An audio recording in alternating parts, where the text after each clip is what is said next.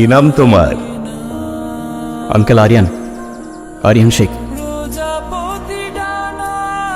তুমি মুসলিম? জি আঙ্কেল। ও কি জানে না তুমি খ্রিস্টান? Are you crazy? একজন মুসলিমকে বিয়ে করবে তুমি? বাবা, আমি ইসলাম ধর্মে কনভার্ট হব। কি বললে?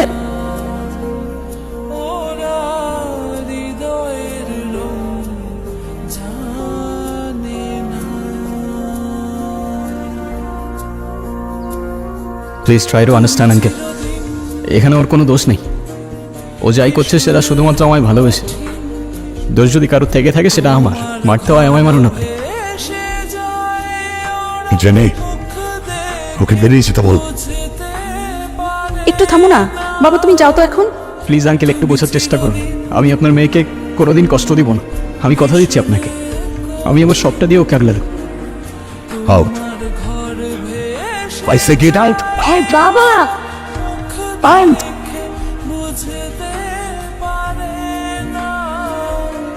সিগারেটটা এখনো ছাড়তে পারলো না।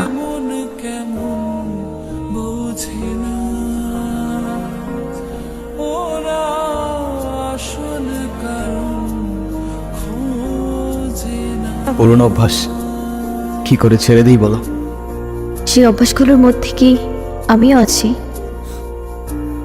কোনো সন্দেহ আছে? পুরনো সব কিছু ধরে রাখা ঠিক না, এতে কষ্ট বাড়ে। ধরে আর রাখতে পারলাম কই বলো? ক্লান্ত? না। তুমি ঘুমাও, আমি তোমার মাথায় হাত বুলিয়ে দিই। চাইলেও এখন আর ঘুমাতে পারি না। কেন? কিছু প্রশ্ন সারাক্ষণ মাথার মধ্যে ঘুরতে থাকে। এই যন্ত্রণাগুলো আমি আর নিতে পারছি না। যে আমি পারলাম না তোমাকে আগলে রাখতে।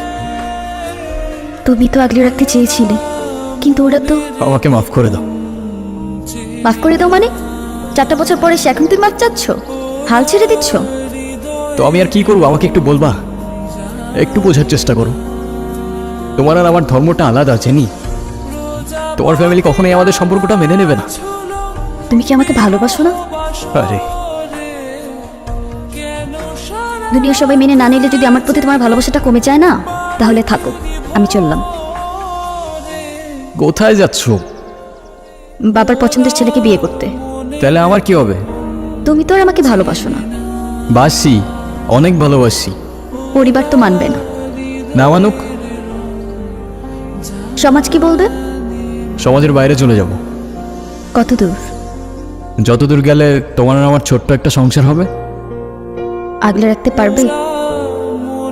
সারা জীবন।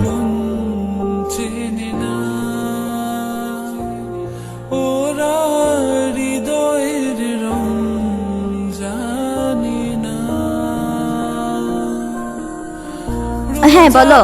কোথায় আছো তুমি? এই তো বাজার করে বাসায় যাচ্ছি। কেন? আগে বলো, গুড নিউজ শুনবা না ব্যাড নিউজ? ব্যাড নিউজটাই আগে শুনি। ব্যাড নিউজটা হচ্ছে তোমার এখন থেকে মাঝে মধ্যেই বাজার করতে হইতে পারে। কেন? কারণ গুড নিউজটা হচ্ছে নতুন চাকরিতে তোমার হাজব্যান্ডের কাজের অনেক চাপ। কংগ্রেচুলেশনস। কিন্তু স্যার, আমি আর বাজার করতে পারবো না। যত রেডি হোক না কেন, বাজার কিন্তু আপনাকেই করতে হবে। কেন, কি হয়েছে? আরে ধুর, আমি একদমই দামাদামি করতে পারি না। আজকেও 150 টাকা ঠকে আসছি।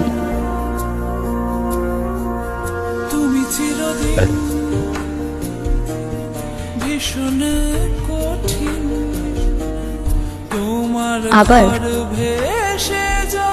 তোমাকে বলে আর লাভ নেই, তুমি অনেক চেঞ্জ হয়ে গেছো। এতবার নিষেধ করার পরও সিগারেটটা ছাড়তে পারলো না। তোমার মনে আছে এই সিগারেটটার জন্যই কিন্তু আমাদের পরিচয়টা হয়েছিল।